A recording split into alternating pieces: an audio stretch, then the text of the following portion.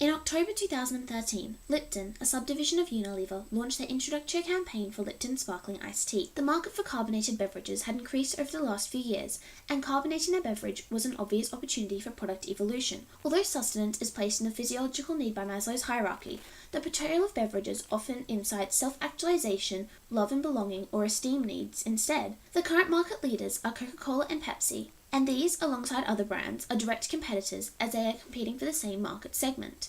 The purchase of soft drinks is low involvement and is heavily influenced by advertising, placing the drink in the self-satisfaction category of the FCB planning model. Lipton Sparkling is slightly cheaper and healthier than most carbonated beverages. When advertising consumables, it is important not to endorse overconsumption or falsify facts. The campaign was targeted at Gen Y consumers, both men and women aged between 15 and 25 within Australia. Surveys have shown that this age demographic consumes the highest quantity of sugary drinks, making them a prime target for such a product. Psychologically, the consumer would be a young, busy student seeking a moment of relaxation. This demographic expects the brands to entertain and engage them through a multitude of mediums. The insight was that today's youth are far more familiar with advertising concepts and are getting tired of the repetitiveness of soft drink commercials. Through satirizing generic soft drink adverts, they placed emphasis on their product and brand as being refreshingly refreshing and different, as by drinking Lipton Sparkling they would feel refreshed and rejuvenated, whilst above corporate tactics. The campaign objective was to spread awareness and create a preference of the soft drink amongst as many young people as possible. Through effective branding and an abundance of taste tests, it was possible to hasten the progression of the communication effects pyramid. Through all mediums, consumers were encouraged to visit the website, where they could be directed to locations to receive free samples taking place over summer and university orientation weeks, as well as at music festivals and other gatherings attended by thousands of consumers within the target segment.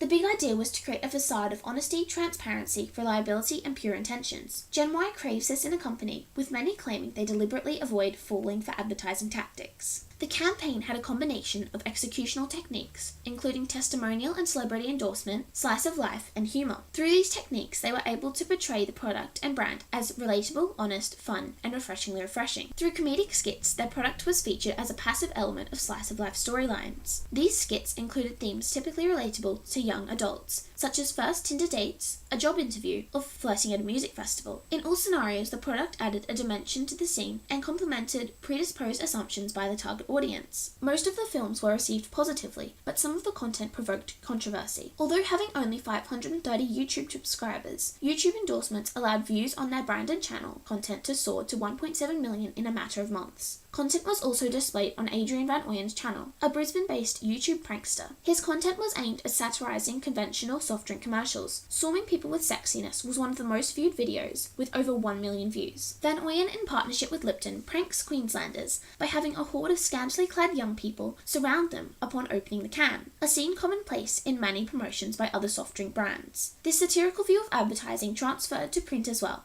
Adverts such as these were seen around Australian cities, showing a refreshing approach to advertising.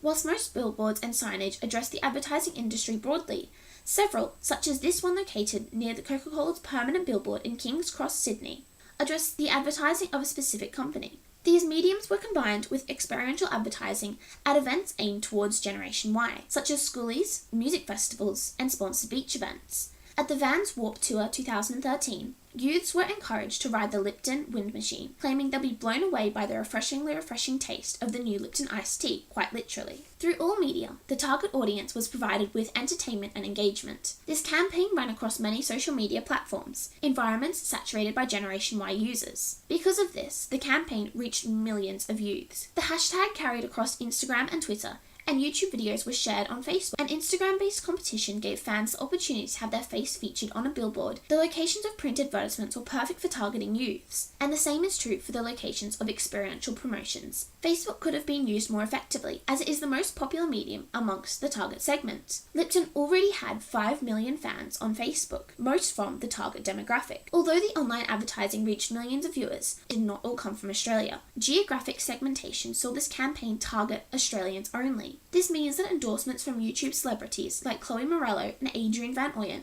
can result in wasted advertising expenditure. This downfall is outweighed by the relatively low cost of social media campaigns. Ultimately, the campaign was successful at spreading awareness and creating a preference of the beverage amongst young consumers. Lipton maintained its image as a fun and highly involved brand, and Lipton Sparkling Iced Tea is now sold in many outlets Australia-wide.